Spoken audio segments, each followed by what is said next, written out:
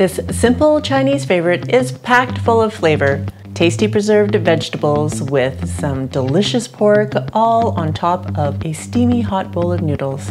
And it's cheap. Hey everyone, I'm Flo, Dude is behind the camera, and we're all about simple food, simple faith. Today we're making one of my favorite dishes that I love to order in the Hong Kong style cafes. It can be eaten for breakfast, lunch, or dinner, midnight snack. It's always on the menu. Recently, I had a viewer ask me what was a typical breakfast in China. And I have no idea because I've never been to China. And having soup noodles may not be something we do here in North America. But if you go to a Hong Kong style cafe, a lot of the meals for breakfast that you can order are hot and soupy. Before we get started, we just wanted to let you know that we will be headed to Hawaii on vacation. Seems like the first time in forever. Can't even remember the last time I was on a plane, but it'll be our first time in Hawaii. So if you have any recos for places to eat on Oahu, we would love you to make a comment below and let us know what we need to check out. We'll be sharing our food adventures on our social platforms, so make sure you follow along. So this dish is called Shut Choi Yoksi Tong Mai in Cantonese. And shut choi is a preserved vegetable. It's actually called a pot herb mustard that's been preserved. And I had a really hard time finding this, by the way. I don't know why. This was the only package that was left in the store. And it seems to be a thing with me lately. I've been having a really tough time finding ingredients. I tasted this one and I found that it was really salty. So I am soaking it in some water. I'm going to add a couple of teaspoons of salt. I know this is kind of counterintuitive because it's salty already, but I've been doing some research and they say that if you use salty water, it actually releases the saltiness of the vegetable. I don't understand. Oh, those Chinese people who know. I know, ancient Chinese secret. We're going to let this soak for about half an hour and then drain it. Make sure that salt is dissolved in there. Usually I buy this in a can and I would do the same just to get rid of that extra saltiness. But this one does say that it can be eaten directly upon opening the bag, but I tasted it and it was very salty. Next, I'm going to make my marinade for my pork before I add the pork. I'm using 1 teaspoon of soy sauce, half a teaspoon of kosher salt, half a teaspoon of sugar, about 1/8 of a teaspoon of ground white pepper, 1 teaspoon of oyster sauce. And if you don't have oyster sauce, you can also use bouillon, like chicken bouillon. And then 2 teaspoons of cornstarch. Just mix that up.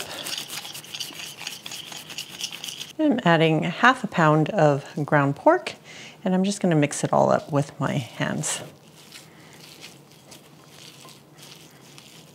Once all the marinade has been absorbed into the meat, I'm going to add 2 tablespoons of oil and mix that in as well.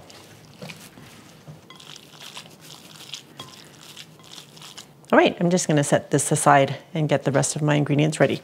I also want to prepare my sauce for later. So I have a 1/4 cup of water, adding 2 tablespoons of oyster sauce,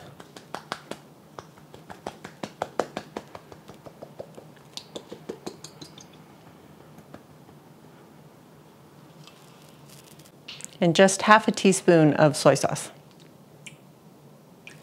And give that a stir and set it aside. Also slicing up half an onion, 2 cloves of garlic. I'm just going to chop this up by hand since that's it. There's not much going on. Really simple to make. But you know what, I have to say, the last time I checked the price of this noodle dish at our favorite Hong Kong cafe nearby, $14 a bowl. It's less than half of that to make at home. For 4 people. Right, for 4 people. I just can't even. Right, setting that aside. I'm also going to add 4 ounces of bean sprouts. I've just given them a good rinse. That will just add some crunchy texture to the dish. You can also chop up some red bell pepper for color, or even some Thai red chilies for some extra heat. This is the rice vermicelli noodles that I'm using. Super thin, and in Chinese it's called mai fan. This just requires me to rinse it, and then I can cook it straight in my broth. So I'm heating up 6 cups of chicken broth, and if you have homemade chicken stock, that would be tastier. I'm just using the chicken bouillon, better than bouillon, and adding this straight to the soup to cook through. Every package of rice vermicelli noodles is different, so follow the instructions on your package. So like all Chinese stir fries, everything needs to be prepared before cooking, because the cooking time actually is very fast. Heating up my wok on medium heat. Okay, I've drained my preserved vegetables, so I'm gonna add that straight into the wok, and we're just gonna kind of dry fry it for a while.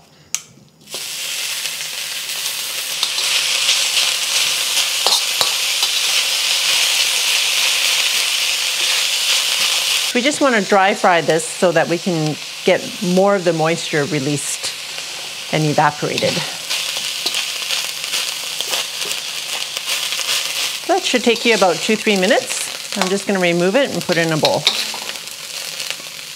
Heating the wok back up to medium-high, adding a tablespoon of oil. And we're going to cook our pork.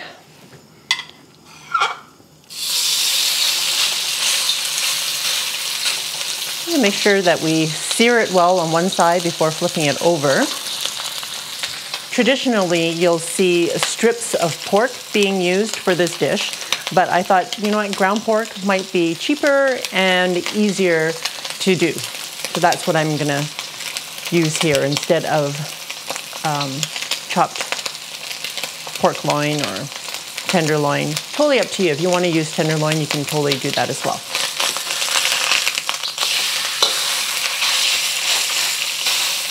That just adds a lot of flavor to the meat, so it'll be extra tasty. Okay, I'm going to break it up now.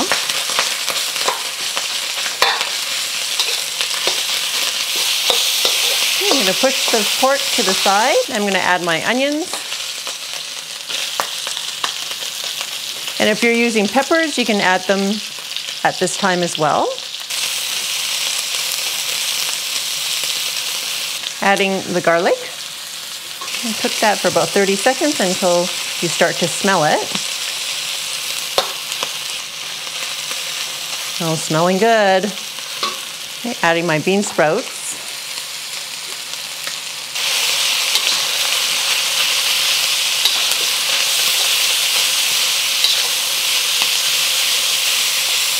I'll pour in my sauce now.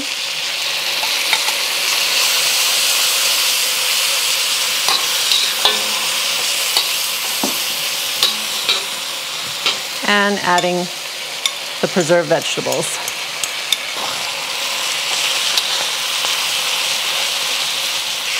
Even if you serve this on rice, it would be delicious, don't you think? All right, that's it. Turning off the heat. Last but not least, don't forget, about half a teaspoon of sesame oil right at the very end. And toss that in. Oh, I'm smelling that wok hei action. Oh my goodness, so good. So my noodles took 2 minutes to cook in the chicken broth after I had brought it up to a boil. And in a typical Chinese breakfast bowl in a Hong Kong style cafe, this is about the size you get. There's actually still quite a lot of noodles in there, some broth. And I'm gonna give you way more than what you would get Oh yeah. in the restaurant, my goodness. That's like 2-3 times the amount. A typical bowl may have like 4 strips of meat in there. So this is already so much more. Just gonna garnish it with a little bit of green onions. And that, my friend, is breakfast. Are you all ready for? Yep. The taste. Sorry guys, I was pecking at the food and I ruined the plating of it. So when I head into a HK style cafe, cha chan tang, I would gravitate towards this dish because it accomplishes a lot of things. It's super flavorful and it has great value, fills me up, and the textures are amazing. It's hot, hence the trivet because my fingers burn too.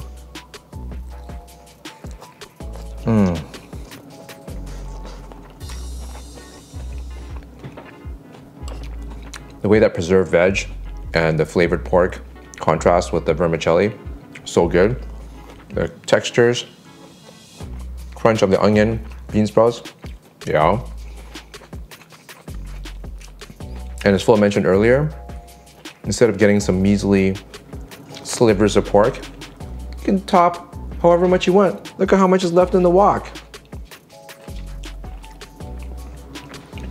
And such a versatile topping, you can rock just about anything with it. Awesome, thanks dude.